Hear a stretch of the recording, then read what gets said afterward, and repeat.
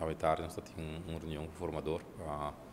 eigenlijk doen een parte informação de com o mar trabalhando e também projeto no futuro que nós temos assim um spor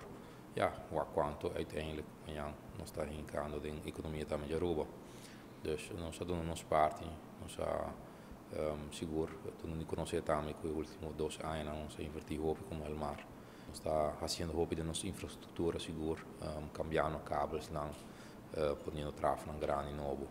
mas também por isso de uma maneira LED lights dus nós temos de futuro para vai seguir poner LED lights na grande Aruba a tour é existente que está high pressure sodium e HPL não LED lights nos parte prepaid também no bom só informar formador que o cliente está super contente com ele dus nós temos mais de 500 metros trabalhando cabo e também está pick-up mais e mais nós temos 800 mais na caminhada dus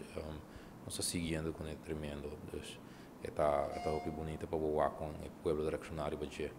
e a resposta tremenda. Vou interessar seguro no projeto não está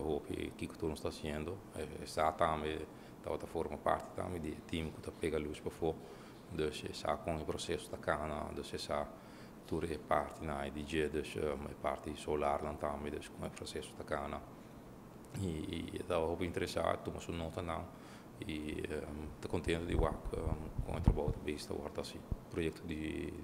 solar na AAA tem que começar ainda tem o delay necessário dus algo mister começar que parque alternativa